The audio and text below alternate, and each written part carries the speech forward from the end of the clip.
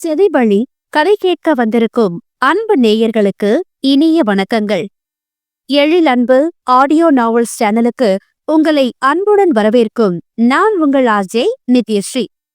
கதை கேட்போம், காதுகளுக்கு இனிமை சேர்ப்போம். இந்த ஆடியோ நாவல் உங்களுக்கு பிடிச்சிருந்தா லைக் பண்ணுங்க, உங்க கருத்துக்களை கீழே கமெண்ட்ஸ்ல சொல்லுங்க, உங்க நண்பர்களுக்கும் ஷேர் பண்ணுங்க. நம்ம சேனலில் தொடர்ந்து கதைகளை கேட்டு மகிழ சப்ஸ்கிரைப் பண்ணிடுங்க. கூடவே பெல் பட்டனையும் தட்டி விடுங்க. இப்ப கதை கேட்கலாம் வாங்க. பூவிதழ் மலரே, எழில் அன்பு. அத்தியாயம் 15. மா, என்னாச்சு? எதுக்கு அவசரமா என்ன வீட்டுக்கு வர சொன்னீங்க என்று கேட்டபடி வந்த மூத்த மகனை பதற்றத்துடன் எதிர்கொண்டார் கலைவாணி. என்னப்பா அது? நான் உனக்கு போன் போட்டு எவ்வளவு நேரம் ஆச்சு, இவ்வளவு லேட்டா வர என்று பதற்றத்துடன் கேட்டார். அம்மா, வெளிய பாத்தீங்க தானே, 1 மணி நேரமா மழை கொட்டி தீத்துருச்சு. இப்பதான் மழை கொஞ்சம் குறைஞ்சிருக்கு, அதனாலதான் வெளியவே வர முடிஞ்சது. சரி, நீங்க சொல்லுங்க, எதுக்கு இவ்வளவு பதட்டமா இருக்கீங்க என்றவன் நிதானமாகவே கேட்க, இந்த மழையில உன்னாலேயே வெளியில வர முடியலையே, ஐயோ, அவ எங்க எப்படி போனாலோ என்று மேலும் பதறினார் அவர். யாரு எங்க போனா என்றவன் விசாரித்துக் கொண்டிருக்கும் போதே, பன்னி பன்னி என்று பதறிக்கொண்டு வந்தார் பானுமதி. பானு, சுபா கிடைச்சாளா என்று அவரின் கையை பிடித்தபடி கலைவாணி விசாரிக்க, இல்லையா நீ, எங்க போனான்னு தெரியலையே என்று பானுமதி அழ ரகுநந்தனுக்கு எதுவும் புரியவில்லை. என்ன பேசுறீங்க 2 பேரும் என்று அவன் குரலை உயர்த்த, எப்பா ரகு, சுபாவை காணோம், இந்த மழையில எங்க போனான்னு தெரியல என்று மருமகனின் கையை பிடித்து கதறினார் பானுமதி. காணாம போறதுக்கு அவ என்ன சின்ன குழந்தையா? மழையில வீட்டுக்கு வர முடியாம எங்கேயாவது ஒதுங்கி இருக்க போறா. போன் பண்ணி கேட்டீங்களா என்று சிறிதும் பதற்றமில்லாமல் விசாரித்தான். இல்லப்பா, இல்ல, அவ எங்கேயும் ஒதுங்கி நிக்கல. வீடு தேடி வந்தவள நான் தான் விரட்டி விட்டுட்டேன். ஐயோ, நான் இப்ப என்ன செய்வேன், எங்க போனான்னு தெரியலையே என்று அவரால. விரட்டி விட்டீங்களா என்று புருவம் சுருக்கியவன் நடந்ததை விசாரிக்க, பானுமதி தான் நடந்து கொண்டதை அனைத்தையும் ஒப்புவித்தார். நீ இப்படி பண்ணிருக்க கூடாது பானு, அவளுக்கு பொறுமையா எடுத்து சொல்லி புரிய வச்சிருக்கணும். அதை விட்டு இப்படி நடந்து, இப்ப பாரு, இப்ப எங்க போனானே தெரியல என்று குற்றம் சாட்டினார் கலைவாணி. நான் எத்தனை நாள் அவகிட்ட பொறுமையா பேசணும், கேட்டாளா நீ அவ? அதான் அப்படி பண்ண. அவளை காணோனதும் இங்கேதான் வந்திருப்பான்னு நினைச்சேன். ஆனா நீங்க அவ இங்க வரலன்னு போன்ல சொல்லவும் எனக்கு பயம் ஆயிடுச்சு. இப்ப கூட இங்க வராம எங்கேயோ போயிட்டா பாருங்களேன். இவள என்னதான் பண்றது? இப்ப எங்க போனாலோ என்ன ஆனாலும் தெரியலையே. மகளை திட்டிக் கொண்டே புலம்பவும் செய்தார் பானுமதி. 2 மூத்த பெண்மணிகளும் அழுது புலம்ப, ரகுநந்தனோ அமைதியாக நின்றிருந்தார். என்ன ரகு பேசாம இருக்க? காணாம போனது ஓ கொண்டாட்டி, அவ எங்க போனான்னு போய் தேடு. மகனின் அமைதி பிடிக்காமல் அதட்டினார் கலைவாணி. மா, அவ எங்க போயிருக்க போறா? அவ இங்கதான் எங்கேயாவது இருப்பா. அவ என்ன குழந்தையா? அவ ஒரு டீச்சர். அவளுக்கு எங்க போகணும் எங்க வரணும்னு தெரியாதா? நீ கவலைப்படாம இருங்க. கோவத்துல எங்கேயாவது உட்கார்ந்துட்டு இருப்பா, கொஞ்ச நேரத்துல வீடு வந்து சேர்ந்துருவா என்றான். என்ன ரகு இவ்வளவு அசால்ட்டா சொல்ற? அவளுக்கு போன் போட்டா போனும் போக மாட்டேங்குது. மழை வேற இன்னும் விடாம பெய்யுது. நல்லா இருட்டிருச்சு வேற. இந்த நேரத்துல அவளை எங்க போய் உட்கார்ந்துட்டு இருப்பா? அவ சின்ன குழந்தை இல்லைனாலும் ஒரு பொண்ணு இல்ல. இந்த நேரத்துல தனியா எங்க போவான்னு யோசிக்க மாட்டியா என்ற கலைவாணி மகனை திட்டி தீர்க்க, நீங்க சொன்னதெல்லாம் அவளுக்கும் தெரியும் தானம்மா. பாதுகாப்பா இருக்கணும்னு அவளும் யோசிக்க மாட்டாளா? நீங்க வீணா கவலைப்படுறீங்க. இன்னும் கொஞ்ச நேரம் பொறுங்க, அவளே வீடு வந்து சேர்வா. இந்த ஊர்ல அத்தை வீட்டையும் நம்ம வீட்டையும் தவிர வேற சொந்தக்காரங்க வீடு கூட இல்ல. எப்படி இங்க தானே வந்தாகணும் என்றான். ரகு சொல்றதும் சரிதான் அண்ணி. இந்த 2 வீட்டை விட்டு அவ வேற எங்கேயும் போக முடியாது. ரகு சொன்ன மாதிரி அவளே வந்துருவான்னு எனக்கு இப்ப நம்பிக்கை வந்துருச்சு என்ற பானுமதியை கோபமாக பார்த்தார் கலைவாணி. நீயும் உன் மருமக போல புரியாம பேசுற பானு. அப்படி பார்த்தா நீ வீட்டை திறக்க மாட்டேன்னு சொன்னதும் அவன் நேரா இங்க வந்திருக்கணும். வரல. அப்ப இங்க வர விருப்பம் இல்லாம வேற எங்கேயோ போயிட்டா என்று கோபமாக ஆரம்பித்து அவர் கலங்கிய குரலில் முடிக்க, அப்பொழுதுதான் பானுமதிக்கு நிலைமையின் தீவிரம் புரிந்தது போலும். சோகமாக மருமகனை பார்த்தார். அவனோ சிறிதும் அலட்டிக் கொள்ளவில்லை. மகன் அப்போதும் அப்படியே நிற்க அவனை கோபமாக பார்த்தார் கலைவாணி. மருமகள் வீட்டை விட்டு சென்றதிலிருந்து அவர் ஏற்கனவே மகன் மீது அதீத கோபத்தில்தான் இருந்தார். அம்மா வீட்டில் அமர்ந்து கொண்டு மருமகள் வரமாட்டேன் என்று சொன்னால் ஒன்று புகுந்த வீட்டினரின் தொந்தரவால் இருக்க வேண்டும். அப்படி எதுவும் அந்த வீட்டில் இல்லை. அதனால் தங்களால் மருமகள் கோபித்துக் கொண்டு அம்மா வீட்டிற்கு செல்லவில்லை என்று அவருக்கு நன்றாக தெரியும். அதை விட்டால் கணவனுடன் ஏற்பட்ட பிரச்சனையாகத்தான் இருக்க வேண்டும். திருமணம் முடிந்ததிலிருந்தே மகனுக்கும் மருமகளுக்கும் எந்த ஒற்றுதலும் இல்லை என்றாலும் இருவரும் எந்த பிரச்சனையும் இல்லாமல் ஒரே வீட்டில் ஒரே அறையில்தானே இருந்தார்கள்.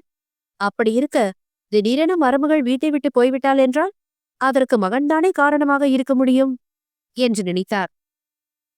என்ன காரணம் என்று மகனிடம் கேட்டால் அவனோ கோபம் கொண்டான். அவையே போனானா அவகிட்டதான் நீங்க கேட்கணுமா, என்கிட்ட இல்ல என்றான். அவதான் எப்படி கேட்டாலும் சொல்ல மாட்டேங்கிறாளே, அதான் உன்கிட்ட கேக்குறேன். எனக்கு என்னவோ ஓ மேலதான் சந்தேகமா இருக்கு. அவ கூட சண்டை எதுவும் போட்டியா ரகு என்று கேட்டவரை முறைத்தவன், ஏன் அவளுக்கு சண்டையே போட தெரியாதா என்று கேட்டான். இப்படி எடக்கா பேசுனா எப்படி ரகு? உங்களுக்குள்ள என்னவோ நடந்திருக்குன்னு புரியுது. அது என்னன்னு தான் தெரியல. எனக்கு தெரியவும் வேண்டாம். அவ இந்த வீட்டுக்கு வந்தா போதும், போய் கூட்டிட்டு வந்துரு என்றார். என்னவோ நான் அவளை கொண்டு போய் அம்மா வீட்டுல விட்டுட்டு வந்தது மாதிரில பேசுறீங்க. நம்ம யாருக்கிட்டே சொல்லிக்காம அவளே தானே போனா, அவளே வருவா என்று அவனின் விட்டேத்தியான பதில்தான் வந்தது. மகன் தன்னிடமே இப்படி பேசினாள், அவளிடம் என்னவெல்லாம் பேசி வைத்தானோ என்றுதான் அவருக்கு தோன்றியது. இப்பொழுதும் அவன் அலட்சியத்துடன் இருக்க, இனி உன்னை நம்பி பிரயோஜனம் இல்ல. அப்பாவும் விஷ்ணு எங்க, நான் அவங்ககிட்ட பேசிக்கிறேன் என்றார். 2 பேரும் நம்ம ஹோட்டல்ல தான் இருக்காங்க, அவங்க கிட்ட என்ன பேச போறீங்க? புருவத்தை நெறித்து யோசனையுடன் கேட்டான். சுற்றுலா அலுவலகத்தில் தனது வேலை முடிந்தவுடன் சில நேரம் மகனின் ஹோட்டலில் சென்று மேற்பார்வை பார்ப்பார் நன்மாரன். இன்றும் அப்படித்தான் அங்கே சென்றிருந்தார். சுபாவை தேட வேணாமா? அவங்க கிட்ட சொல்லி தேடி சொல்ல போற. உனக்குதான் அவன் பொண்டாட்டி மேல அக்கறை இல்ல, என்னாலே அப்படி இருக்க முடியாதுப்பா என்ற மகனிடம் கோபமாக சொல்லிவிட்டு கணவருக்கு கைபேசியில் அழைக்க ஆரம்பித்தார். ரகுநந்தனின் முகம் இறுகியது. அதே நேரம் மனைவியை தேடிச் செல்கிறேன் என்று சொல்ல அவன் முன்வரவே இல்லை. அதற்கு பதில் மாமியாரின் அருகில் சென்றவன், அவளோட க்ளோஸ் ஃப்ரெண்ட்ஸ்லாம் யாரத்த என்று விசாரித்தான். ஜீவிதான்னு ஒரு டீச்சர்ப்பா, அவதான் ஃப்ரெண்டுன்னு சுபா சொல்லுவா. அவங்க 2 பேரும் சேர்ந்து மலை கிராமத்துக்கு போய் அங்க இருக்க பிள்ளைங்களுக்கு பாடம் எல்லாம் சொல்லி தருவாங்க என்றார். அந்த ஜீவிதாவுக்கு போன் பண்ணி விசாரிச்சு பாத்தீங்களா? இல்லையே ரகு என்ற கைகளை விரித்தார். போன் போட்டு விசாரிங்க என்றான். நல்ல வேலையை ஞாபகப்படுத்தின ரகு, எனக்கு பதட்டத்துல ஒண்ணுமே தோணல என்றவர் ஜீவிதாவுக்கு அழைத்து பேசினார். ஆனால் பேசியவர் முகம் சுரத்தையே இல்லாமல் மாற அதை பார்த்து கொண்டிருந்த ரகுநந்தன் கைபேசியை தன்னிடம் கொடுக்க சொல்லி கேட்டான். ஹலோ, நான் சுபரூபாவோட ஹஸ்பண்ட் பேசுறேன் என்ற ஆழ்ந்த குரலில் சொல்ல அந்த பக்கம் ஒரு நொடி பலத்த மௌனம் சூழ்ந்தது. சொல்லுங்க சார் என்று லேசாக தடுமாறி ஒலித்தது ஜீவிதாவின் குரல். சுபா அங்க வந்தாங்களா? ஸ்கூல் விட்டு வர்ற வழியில மழையில மாட்டிக்காங்கன்னு தெரியல, அதான் உங்க கூட வந்தாங்களான்னு என்று அவன் நிறுத்த, இல்ல இல்லையே சார், இங்க வரல, அவங்க அப்பாவே வீட்டுக்கு போயிட்டாங்களே என்று வேகமாக மறுப்பு தெரிவித்த விதத்தில் அவனுக்கு ஏதோ சரியில்லை என்று தோன்றியது. அதை காட்டிக் கொள்ளாமல், நீங்க லாஸ்டா சுபாவை எப்ப பாத்தீங்க என்று கேட்டான். ஈ அ, அ, என்று ஆரம்பித்துவிட்டு, ஸ்கூல்ல தான் சார், 4 மணி இருக்கும் என்று அவசர அவசரமாக மாற்றி சொல்ல, ஓ சரிங்க என்றவன் வேறு எதுவும் கேட்காமல் அழைப்பை துண்டித்தான். என்ன ரகு, என்ன சொல்றா அந்த பொண்ணு என்று பானுமதி கேட்க ஜீவிதா சொன்னதை சொன்னான். அப்போது கணவரிடம் பேசிவிட்டு அருகில் வந்த கலைவாணி, விஷ்ணுவும் அண்ணாவும் தேடி பாக்குறதா சொல்லிருக்காங்க பானு, கவலைப்படாத, சுபாவை கண்டுபிடிச்சு கூட்டிட்டு வந்துருவாங்க என்று மகனை முறைத்துக் கொண்டே சொன்னார். எங்கேயும் தேடி போக வேண்டான்னு சொல்லுங்க என்று ரகுநந்தன் அலட்டிக் கொள்ளாமல் சொல்ல, இதெல்லாம் சரியே இல்ல ரகு, நீயும் தேடி போக மாட்ட, அவங்களையும் தேடக்கூடாதுன்னு சொல்லுவியா என்று கோபமாக கேட்டார். இந்த மழையில ஒவ்வொரு இடமா தேடி திருவீங்களா? புரிஞ்சு பேசணுமா?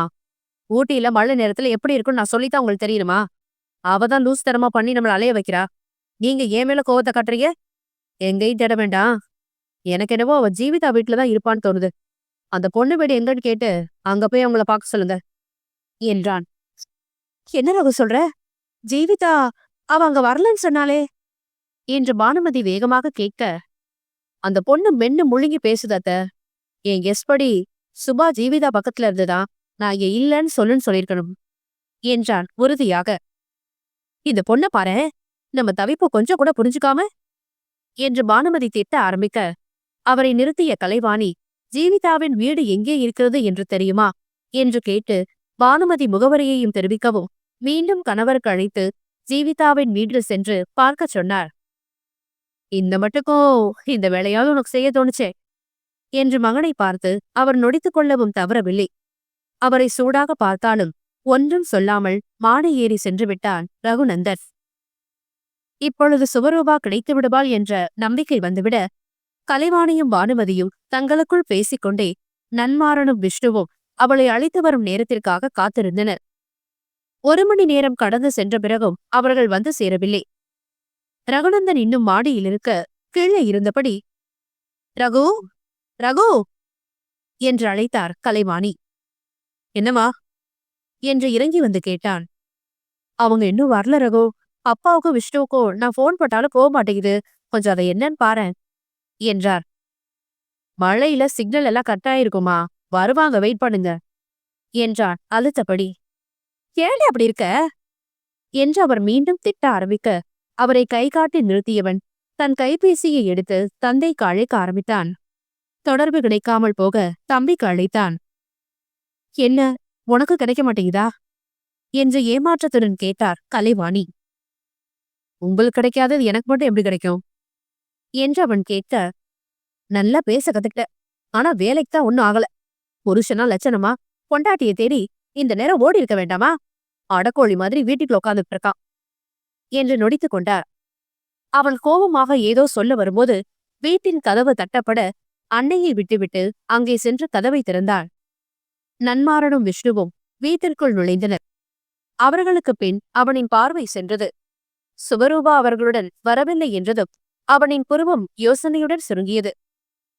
அண்ணா, சுபா எங்க, உங்க கூட வரலையா என்று வேகமாக கேட்டார் பானுமதி. என்ன பண்ணி வச்சிருக்க பானு? ஒரு வளர்ந்த பொண்ண வீட்டுக்குள்ள விடமாட்டேன்னு இப்படித்தான் பண்ணி வைப்பியா என்று வீட்டிற்குள் நுழைந்ததும் நுழையாததுமாக தங்கையை திட்டி தீர்த்தார் நன்மாறன். பானுமதி ஏற்கனவே அதை எண்ணி வருந்தி கொண்டிருக்க, இப்பொழுது அண்ணனும் திட்டவும் அவரின் கண்கள் கலங்க ஆரம்பித்தன. ஏங்க, பானுவை நீங்க அப்புறம் திட்டலாம், இப்ப சுபா எங்க, அத முதல்ல சொல்லுங்க. அந்த பொண்ணு வீட்டுல சுபா இருந்தாலா இல்லையா? அவ ஏன் உங்க கூட வரல என்று கலைவாணி விசாரிக்க, சுபா அங்க இல்ல என்று அவர் சோர்வுடன் சொல்ல, என்ன சொல்றீங்க என்று பானுமதியும் கலைவாணியும் அதிர்ந்தனர். ரகுநந்தனோ யோசனையுடன் நெற்றியை சுருக்கினான். ரகு நம்பிக்கையா சொன்னானேங்க என்று கலைவாணி அதனுடன் விசாரிக்க, மகனை திரும்பி வெறுமொழியுடன் பார்த்தார் நன்மாறன். அவன் புருவ சொலிப்புடன் தந்தையையும் தம்பியையும் பார்த்து கொண்டிருந்தான். ரகு போன் போடும்போது சுபா அந்த பொண்ணு வீட்டுலதான் இருந்திருக்கா. ஆனா இவ போன் போட்டதும் எங்க அவளை தேடி நம்ம வந்துருவோமோன்னு சுபா உடனே அங்கிருந்து கிளம்பி போயிட்டாளாம் என்றார். எங்கன்னு போனாவ? பானுமதி கண்ணீருடன் கேட்க, யாருக்கு தெரியும், அந்த பொண்ணுகிட்ட கேட்டா தெரியாதுன்னு சாதிக்குது. நானும் விஷ்ணுவோ வர்ற வழியில எல்லாம் தேடி பார்த்து வந்தோம், எங்கேயுமே சுபா இல்ல, எங்க போனான்னு தெரியல என்றார் தளர்வுடன். பெண்கள் இருவரும் அழ ஆரம்பித்தனர். பேசாம போலீஸ் கம்ப்ளைண்ட் கொடுக்கறது பெட்டர்ப்பா என்றான் விஷ்ணு. பொண்ணு காணாம போகல, தானா போயிருக்கா. போலீஸ் ஸ்டேஷன்ல போய் இத நீ என்னன்னு சொல்லுவ என்று கேட்டவருக்கு விஷ்ணுவால் பதில் சொல்ல முடியவில்லை. அவன் அண்ணனை பார்த்தான். அந்த பார்வை தன்னை குற்றம் சாட்டுவதாக உணர்ந்தான் ரகுநந்தன். தப்பெல்லாம் நம்ம மேலதான், அப்படி கூட சொல்லிட முடியாது. என் மேலதான் முழு தப்பும். என் பேச்ச கேட்டு கல்யாணம் பண்ணிக்கிட்ட என் மகன் பொண்டாட்டிய வச்சு நல்லா வாழ்ந்துருவான்னு நான் தப்பு கணக்கு போட்டேன். என் மகனுக்கு அந்த பொண்ணை கட்டி வச்சதுக்கு பதிலா வேற நல்ல மாப்பிள்ளையா பார்த்து கட்டி வச்சிருந்தா கூட அவ நல்லா சந்தோஷமா வாழ்ந்திருப்பா. என் மகனுக்கு கட்டி வச்சு அந்த பொண்ணோட வாழ்க்கையை நானே பாழாக்கிட்டேனே என்று அவர் உடைந்து போய் சொல்ல, நெஞ்சில் அடிவாங்கியது போல் உணர்ந்தான் ரகுநந்தன். அவனின் முகம் உணர்வை தொலைத்து போனது. உடல் இருக அப்படியே விரைத்து நின்று விட்டான். என்ன நீங்க ரகுவை போய் குறை சொல்லிக்கிட்டு, அவன் தங்கமான புள்ளனா, அவதான் கொழுப்படுத்து போனா என்று பானுமதி பேசிக்கொண்டே போக, வாய மூடு பானு என்ற குரலை உயர்த்தி அதட்டினார் நன்மாறன். உன்னால எப்படி இப்படி பேச முடியுது பானு? சுபா மனசளவுல எவ்வளவு கஷ்டப்பட்டிருந்தா வீட்டை விட்டு போயிருப்பா. அதை யோசிக்காம அவளையே குறை சொல்ற? சொல்லப்போனா நம்ம பிள்ளைங்க மேல எந்த தப்பும் இல்ல. எல்லா தப்பும் பெரியவங்களான நம்மோடதான். 2 பேருமே இந்த கல்யாணம் வேண்டான்னு தான் சொன்னாங்க. நாம தான் பிடிவாத பிடிச்சு கட்டி வச்சோம். கட்டாயப்படுத்தியாவது கல்யாணம் பண்ணி வச்சுட்டா பிள்ளைங்க வாழ்ந்துருவாங்கன்னு நினைச்சோம். ஆனா கட்டாயப்படுத்தி கல்யாணம் பண்ணி வச்சா என்ன ஆகும்னு நம்ம பிள்ளைங்க நமக்கு காட்டியிருக்காங்க என்று நன்மாறன் சோர்ந்த குரலில் சொல்ல ரகுநந்தனின் முகம் இறுகியது. இப்படிலாம் நடக்கும்னு தெரிஞ்சிருந்தா இந்த கல்யாணத்தை பண்ணி வச்சிருக்க மாட்டேன். என் மகனை நம்பி சுபா வாழ்க்கையை நானே ஒண்ணும் இல்லாம ஆக்கிட்டேனே. வீட்டுக்கு வாழ வந்த பொண்ணு தொலைச்சு திக்கிறோம். இப்ப என்ன பண்ணுவேனா என்று நன்மாறன் தளர்ந்து போய் பேசினார். அவரை குற்ற உணர்வு ஆட்டி படைத்தது. தான் பெரிய தவறு செய்துவிட்டதாக உணர்ந்தார். என்னங்க, மனச விட்டுடாதீங்க. நம்ம ரகு அப்படிலாம் அவன் பொண்டாட்டிய விட்டுட மாட்டாங்க என்று கணவனுக்கு ஆறுதல் சொல்லிக்கொண்டே மகனை பார்த்தார் கலைவாணி. அவனும் கல்போல் இறுகி நிலைத்து நின்றிருந்தான். நன்மாறன் மகனை நம்பிக்கை இல்லாமல் பார்க்க, நீயே அப்பா கிட்ட சொல்லு ரகு என்று கலைவாணி குரலை உயர்த்த, அன்னையையும் தந்தையையும் அமைதியாக பார்த்தவன், உங்க மருமகளை இந்த வீட்டுக்கு திரும்ப கூட்டிட்டு வர வேண்டியது ஏன் பொறுப்பு என்று இறுகிய குரலில் சொல்லிவிட்டு மாடி ஏறினான் ரகுநந்தன். அத்தியாயம் 16. சுவரூபா வேலை பார்க்கும் பள்ளி வாயிலில் காரை நிறுத்தி அதற்குள் அமர்ந்த வண்ணம் கடந்த அரை மணி நேரமாக காத்திருந்தான் ரகுநந்தன். இரவு மனைவியை அழைத்து வருவதாக பெற்றோரிடம் சொல்லிவிட்டாலும் உடனே தேடி வெளியே எல்லாம் அவன் செல்லவில்லை. வீட்டிலிருந்து தேடி வருவார்கள் என்று தெரிந்தே தோழியின் வீட்டிலிருந்து சென்றவள் வேறு எங்கு இருந்தாலும் கண்ணிலிருந்து மறையத்தான் நினைப்பாள் என்று அவனுக்கு தோன்றியது.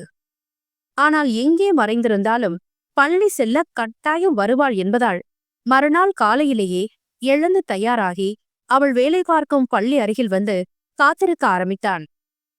தனது ஹோட்டலுக்கு செல்லும் வழியில் அவள் எந்த நேரம் பள்ளிக்கு வருவாள் என்பதை கவனித்திருந்தவன் இன்னும் சிறிது நேரத்தில் வருவாள் என்று காரின் பக்கவாட்டு கண்ணாடி வழியாக சாலையையே பார்த்து கொண்டிருந்தார். அடுத்த 5 நிமிடங்களில் வந்து நின்ற பேருந்திலிருந்து இறங்கினாள் சுபரூபா. அன்றும் காலையிலிருந்து சாரல் துளிகள் போக்கலாக தூவிக்கொண்டுதான் இருந்தன. பேருந்திலிருந்து இறங்கியதும் புடையை பிடிந்து கொண்டு பள்ளியை நோக்கி நடந்து வந்து கொண்டிருந்தாள். பச்சை வண்ண புடவையும் அதன்மேல் ஸ்வெட்டரும் அணிந்து கொண்டு கீழே கிடந்த சேற்றில் மிதித்து விடாமல் புடவையை லேசாக தூக்கியபடி நடந்து வந்தாள். கவனத்தை நடந்து வருவதில் காட்டிக் கொண்டிருந்தவள் பள்ளி வாயில் அருகில் நின்றிருந்த காரை முதலில் கவனிக்கவே இல்லை. அருகில் வந்த பிறகுதான் கவனித்தாள் போலும். நொடி பொழுது வியந்து பின் முகம் இருக அவள் காரை பார்ப்பதை கவனித்துக் கொண்டே காரிலிருந்து இறங்கினான் ரகுநந்தன். கணவனை கண்டதும் அவளின் முகம் இன்னும் மாறிப்போனது. அவனை கண்டு கொள்ளாதது போல் அவள் கடக்க முயல அவளின் குறுக்கே கையை காட்டி தடந்து நிறுத்தினான் ரகுநந்தன். தலையை லேசாக உயர்த்தி கண்களில் உக்கரத்தை காட்டினாள் சுபரூபா. எதுக்கு இந்த நாடகம் என்று உதண்டை வளைத்து கேட்டான். என்ன நாடகம்? இப்ப யார் நாடகம் ஆடுறது என்று அவன் கையை சுட்டிக்காட்டி சீற்றத்துடன் கேட்டாள். கையை கால் சட்டையின் பைக்குள் விட்டு கொண்டவன், நான் நேரடியா விஷயத்துக்கு போறேன். இப்ப எதுக்கு ஓடி ஒளிஞ்சு சீன் போட்டுட்டு இருக்க? உங்க அம்மா வீட்டுக்குள்ள விடலைன்னா நீ என்ன பண்ணிருக்கணும்? உன் புருஷன் வீட்டுக்கு வந்திருக்கணும். அதை விட்டுட்டு என்ன இது எங்கேயோ போய் ஒளிஞ்சுட்டு என்று கேட்டான். புருஷ விடா என்று விரக்தியாக கேட்டவள், புருஷன் என் ரூம்குள்ள இருக்காதுன்னு சொன்ன பிறகோ என்னால எப்படி அங்க வர முடியும்? புருஷனும் விரட்டுவா, அம்மாவும் விரட்டுவா. எனக்கு அடைக்கல கொடுங்கன்னு நான் ஒவ்வொருத்துக்கிட்டே வந்து பிச்சை எடுக்கணுமா? அந்த அளவுக்கு நான் ஒண்ணு கீழே இறங்கி போயிடல. அதோட நான் எங்கேயும் ஓடி ஒளியல. இதே ஊர்ல உள்ள ஒரு ஹாஸ்டல்ல தான் இருக்கேன். அதான், அப்படி எங்கேயோ போயிருக்கணும்னு என்ன அவசியம்? அவ்வளோ ரோஷக்காரியா நீ என்று உதண்டை சுழித்து கேட்டான். ஏ ஏ கருப்பா பல்லு எத்திக்கிட்டு இருந்தா எனக்கெல்லாம் ரோஷம் இருக்காதுன்னு நினைச்சீங்களா? உங்க நினைப்பு அப்படித்தானே இருக்கும். எல்லாரையும் போலவும் நானும் மனுஷிதான். எல்லாரையும் போல எனக்கும் எல்லாவித உணர்வுகளும் இருக்கும். அதுல வலியும் உண்டுன்னு உங்களுக்கு எப்பவும் புரியவே செய்யாதல சே என்று வெறுப்பாக கேட்டவள் குரல் கரகருத்தது. அவன் அமைதியாக அவள் முகத்தையே பார்த்தான். முக்கியமாக அவளின் கண்களை கண்ணீரில் பளபளத்து மின்னிக் கொண்டிருந்தன. சரி, உனக்கு எல்லாமே இருக்குதா? நான் ரூமை விட்டு தானே போக சொன்னேன், வீட்டை விட்டு இல்லையே. நீயாதான் போய் உங்க அம்மா வீட்டுல உட்கார்ந்திருந்த, இப்ப ஏன் மேல பள்ளியா என்று கேட்டவன் பெருமூச்சை இழுத்து விட்டு, சரி, நான் வீட்டை போக சொல்லனாலும் இப்ப நானே கூப்பிடுறேன், வீட்டுக்கு வந்துரு என்றான். அவன் சட்டென்று அப்படி சொல்லவும் ஒரு நொடி புரியாமல் ஒழித்தாள் சுபரூபா. இன்று ஏனோ அவன் இறங்கி வந்து பேசுவது போல் இருந்தது. எப்போதும் தென்னாவெட்டாதான்னு பேசுவான், இப்ப மட்டும் என்ன என்பது போல் சந்தேகமாக கணவனை பார்த்தாள் சுபரூபா. நான் உங்க வாழ்க்கையை விட்டு போனா நிம்மதின்னு தானே சொன்னீங்க, இப்ப மட்டும் என்ன என்று அவனிடமே கேட்டுவிட்டாள். நீ ஆசைய புரிஞ்சுக்க மாட்டேங்கிற கோவத்துலதான் சொன்ன. எப்படி இருந்தாலும் நீதான் என் வாழ்க்கை முழுசோ எனக்குன்னு தெரியுமே. ஒருத்திக்கு ஒருந்தன் வாழ நினைக்கிறவனா? என் பொண்டாட்டிக்கிட்ட எனக்கு தேவையானதை கேட்டேன், அவ கொடுக்க மாட்டேன்னு சொன்னா எனக்கு கோவம் வராதா? கோவந்துல மனுஷன் ஒரு வார்த்தை சொல்லிட்டா அதையே புடிச்சுட்டு தொங்குவியா? ஒழுங்கா வீடு வந்து சேரு என்றான். ஒருத்திக்கு ஒருத்தன்னு வாழ நினைக்கிறவன் நான் என்று அவன் சொன்னது அவள் மனதை தொட்டது. அவனுக்கு பதிலாக எந்த பெண் அந்த இடத்தில் இருந்தாலும் அப்படித்தான் அவன் தேவையை கேட்பானோ என்று அவளுக்கு ஆதங்கம் நிறையவே இருந்தது.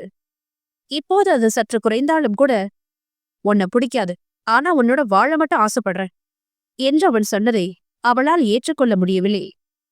அதனால் அவன் பேச்சில் மயங்காமல் அவன் நம்பிக்கையாக கணவனை பார்க்க, என்னடி நான் பேசிக்கிட்டே இருக்கேன், சரி வீட்டுக்கு வரேன்னு சொல்லாம சந்தேகமா பார்த்து வைக்கிற? நீ பாட்டு கிளம்பி வந்துட்ட, அப்பால இருந்து விஷ்ணு வர என்னவோ என்ன குற்றவாளி போல பாக்குறாங்க. இந்த விஷ்ணு பையன் நான் ஒரு பார்வை பார்த்தாலே பம்புவான், இப்ப என்னவோ என்ன வில்ல ரேஞ்சுக்கு பாக்குறான். அப்பா என்னன்னா என் பையன் மேல வச்ச நம்பிக்கையே போச்சுன்னு சொல்றாரு, அம்மா என்னன்னா நான் தான் உன் கழுத்தை பிடிச்சு வீட்டை விட்டு துரத்தி விட்டது போல பேசுறாங்க. ஓ ஒருத்தியால எல்லா பார்வையிலும் நான் கீழே போறத நினைச்சாலே எனக்கு அவமானமா இருக்கு என்றார் முகத்தை சுளித்து. போன குட்டி வெளியே வந்துடுச்சு என்பது போல் கணவனை இகழ்வாக பார்த்தவள், அதான பார்த்தேன், இப்பவும் நீங்க எனக்காக என்ன தேடி வரல, உங்க கௌரவத்தை தூக்கி நிறுத்த வந்திருக்கீங்க, அப்படிதானே? உங்க கௌரவத்தை தூக்கி நிறுத்த கூட உங்களுக்கு நான் தேவைப்படுறேன்னு நினைக்கும் போது எனக்கு கொஞ்சம் பெருமையாதான் இருக்கு என்றாள். என்னடி நொக்களா என்று அவன் பல்லை கடிக்க, சாச்சா ஒரு சின்ன சந்தோஷம் என்றாள் லேசாக சிரித்தபடி. எப்பாரு, எனக்கு வளவலன்னு பேசலாம் நேரம் இல்ல, வீட்டுல எல்லாரும் கவலைப்படுறாங்க, ஒழுங்கா வீடு வந்து சேரு என்றான். என் மனசை பத்தி கவலைப்படாதவங்களுக்காக இனி நானும் கவலைப்படுறதா இல்ல, அடுத்தவங்களுக்காக பார்த்து பார்த்து நானே மொத்தமா காணாம போயிட்டு இருக்கேன். ஆளுக்கு என்ன உதச்சு விளையாட நான் ஒன்னும் பந்து இல்ல, நான் இப்படியே தனியா இருந்துக்கிறேன், அதானே உங்களுக்கும் சந்தோஷம் என்றவளை வெறித்து பார்த்தான். அவன் அமைதியாக இருக்கவும் அதற்கு மேல் எதுவும் பேசாமல் அவனை கடந்து செல்ல முயன்றாள். ஒரு நிமிஷம் என்று அழைத்தான். நின்று திரும்பி பார்த்தாள். ஒரு காலத்துல என்ன லவ் பண்றதா சொன்னியே, அது உண்மையா பொய்யா என்று கேட்டவனை கண்ணில் வலியுடன் ஒரு வினாடி பார்த்தவள் உடனே தன் பார்வையை மாற்றிக்கொண்டாள். அது எதுக்கு இப்ப கேக்குறீங்க என்று சந்தேகமாக கேட்டாள். கேட்டதுக்கு பதில் என்று அவன் அழுத்தமாக சொல்ல, ஏ அதிலிருந்து ஒரு காரணத்தை கண்டுபிடிச்சு என் வாழ்நாள் எல்லாம் குத்தி காட்டவா என்று விரக்தியாக கேட்டாள். அந்த கேள்வியை அப்படியே காற்றில் விட்டவன், இப்ப எந்த ஹாஸ்டல்ல தங்கியிருக்க என்று கேட்டான். சொல்ல முடியாது. கண்டுபிடிக்க முடியாதுன்னு நினைச்சியா? புருவத்தை சுருக்கி பார்த்தவள், புருஷனா அதையாவது உருப்படியா செய்யுங்க என்று சொல்லிவிட்டு அதற்கு மேல் நிற்காமல் பள்ளிக்குள் சென்று விட்டாள். என்று மூச்சை இழுத்து விட்டவன் காரை எடுத்துக்கொண்டு கிளம்பினான். மாலை வேலை முடிந்து தான் தங்கியிருந்த விடுதிக்கு பேருந்தில் வந்து இறங்கிய சுபரூபா விடுதியை நெருங்கும்போது அங்கே நின்றிருந்தவர்களை பார்த்து அப்படியே நின்றாள். கணவன் தன் முகவரியை கண்டுபிடித்து இவர்களிடமா முதலில் சொல்ல வேண்டும் என்றுதான் அவளின் எண்ணமாக இருந்தது. சுபா, என்னடி இப்படி பண்ணிட்ட? அம்மா செஞ்சது தப்புதான், அதுக்காக என்கிட்ட கோவப்பட்டு இப்படி வந்துருவியா? உன்னை காணாம நான் எப்படி தவிச்சு போன தெரியுமா? வீட்டுக்கு வாடி என்று ஓடி வந்து தன் கையை பற்றி கொண்டு அழுத அன்னையின் கையை நாசுக்காக விளக்கிக் கொண்டாள் சுபரூபா. மகளின் விலகலில் பானுமதி அதிர்ந்து நின்றார்.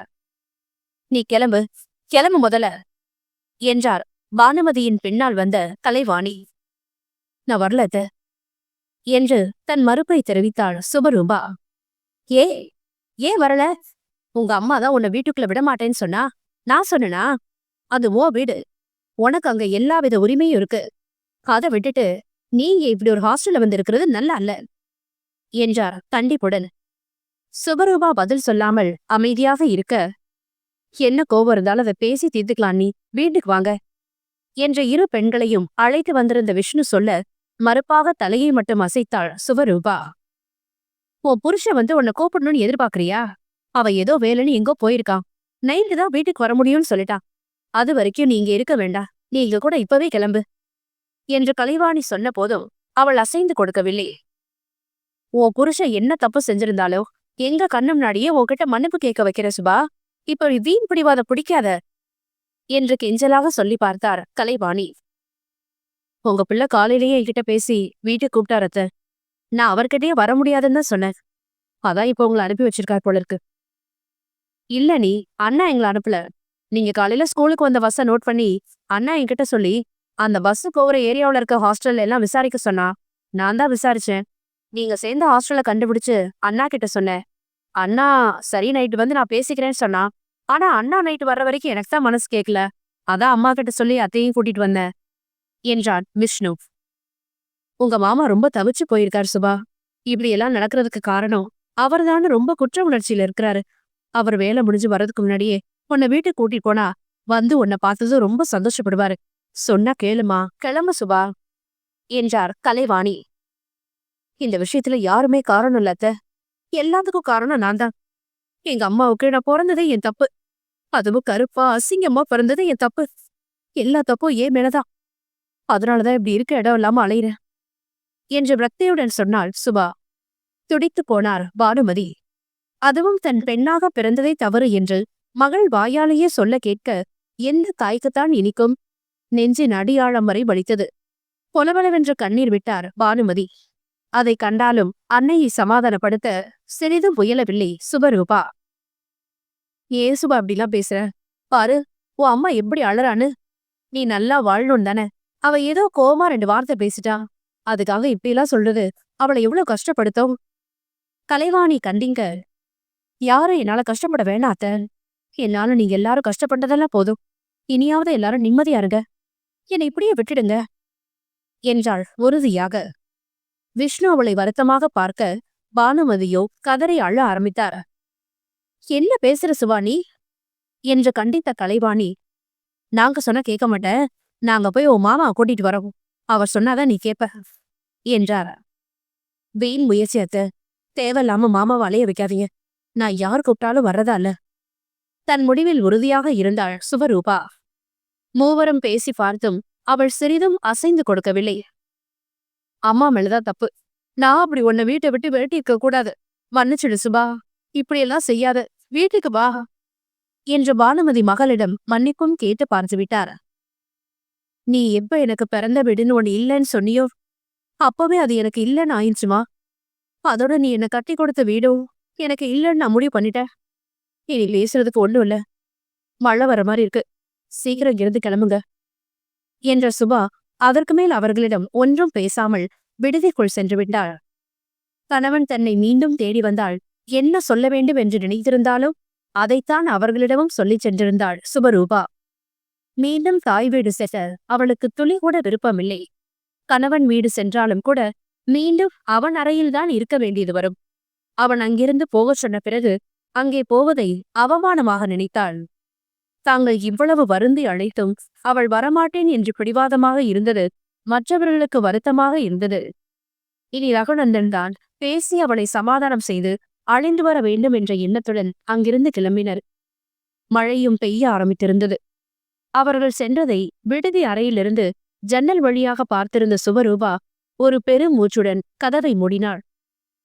அவசரத்திற்கு 2 மாற்றுடை மட்டும் வாங்கி இருக்க அதில் வாங்கியிருந்த இரவு உடையை மாற்றி அதன் மேல் ஸ்வெட்டரை மாட்டி குளிரை குறைக்க முயன்றபடி கட்டிலில் சென்று அமர்ந்தாள். அதே அறையில் இன்னும் ஒரு பெண்ணும் தங்கியிருந்தாள். அவள் சொந்த ஊர் சென்றிருப்பதாக தகவல் சொன்னார்கள். இப்போது அவள் மட்டுமே அறையில் இருக்க, இதுவரை நடந்த விஷயங்கள் எல்லாம் மனத்தை போட்டு அழுத்திக் கொண்டிருக்க, தனிமையின் சூழ்நிலையில் அனைத்தும் வெடித்துக் கொண்டு வெளியே வர முயன்றது. ஆனால் அதையெல்லாம் நினைத்தால் கழிவிறக்கம்தான் வரும் என்று நினைத்தவள் அதை அப்படியே ஒதுக்கி வைத்துவிட்டு பள்ளி புத்தகங்களை எடுத்து வைத்து தனது வழக்கமான குறிப்பெழுதும் வேலையை ஆரம்பித்தாள். வெகு நேரம் அதிலேயே சென்றுவிட அனைத்தையும் எடுத்து வைத்துவிட்டு விடுதியில் கொடுத்த இரவு உணவை உண்டு முடித்தாள். வெளியே மழை குறைந்தது. இப்போது சாரல் துளிகளை தூவிக் கொண்டிருந்தன. மழை பெய்ததில் குளிர் அதிகமாகி இருக்க 2 கைகளையும் பரபரவென்று தேய்த்து கன்னத்தில் வைத்து சூடேற்றிக் கொண்டாள். கணவனின் நினைவு வந்தது. மழை பெய்வதால் அவன் தன்னை தேடி வரவில்லை போலும் என்று நினைத்து கொண்டாள். வந்தால் அவனையும் சமாளித்து அனுப்பி வைத்துவிட வேண்டும் என்ற முடிவுடன் இருந்தாள். யோசித்தபடி அமர்ந்திருந்தவளின் கண்ணில் பட்டது கட்டிலில் கிடந்த அவளின் கைபேசி. முதல் நாள் அமர்த்தி போட்டது. அதன் பிறகு வீட்டிலிருந்து யாராவது அழைத்தால் நான் இருக்கும் இடத்தை சொல்ல வேண்டுமே என்று நினைத்து இன்னும் உயிர்ப்பிக்காமல் வைத்திருந்தாள். இப்பொழுதுதான் தெரிந்துவிட்டதே, அவரிடமும் பேசியாகிவிட்டது என்று நினைத்தவள் கைபேசியை உயிர்ப்பித்தாள். அடுத்த நொடி நேற்றிலிருந்து வீல்லியரிடமிருந்து வந்த அடுத்தடுத்த அழைப்புகள் பற்றிய தகவலை தெரிவித்துக் கொண்டிருந்தது அலைபேசி. அம்மா, அத்தை, மாமா, விஷ்ணு, விஷயம் அறிந்த சித்திரப்பிரியா என மாற்றி மாற்றி அழைத்திருந்ததை பார்த்தாள். அதில் ஒரு அழைப்பு கூட கணவனிடமிருந்து வரவில்லை என்பதை பிரகதியுடன் நினைத்து கொண்டாள். ஆனாலும் காலையில் நேரிலேயே வந்தானே என்று மனம் சமாதானமாக முயல, அது வீட்டினருக்காக, அவனுக்காக இல்லை. தன்னை காணவில்லை என தவித்து வரவில்லை என்ற மனத்தாங்கல் வந்தது. கணவனை பற்றி சிந்தனைகள் சுழன்று வர அதே நேரம் விஷ்ணுவிடமிருந்து அவளின் கைபேசிக்கு அழைப்பு வந்தது. மீண்டும் சமாதானப்படலாமா? இன்னும் எப்படியெல்லாம் இவர்களை சமாளிப்பது என்ற அலுப்பு வர அழைப்பை ஏற்காமல் தவிர்த்தாள். ஆனால் மீண்டும் மீண்டும் அழைத்தான் விஷ்ணு. 3ஆம் முறை சற்று கடுப்புடனே அழைப்பை ஏற்று, என்ன விஷ்ணு என்று கேட்டாள். Honey, honey. நிதானத்துடன் இல்லாமல் தவிப்புடன் ஒலித்தது விஷ்ணுவின் குரல். சட்டென்ற வனத்தில் பயம் சூழ, என்ன விஷ்ணு, என்னாச்சு என்று பதற்றத்துடன் கேட்டாள்.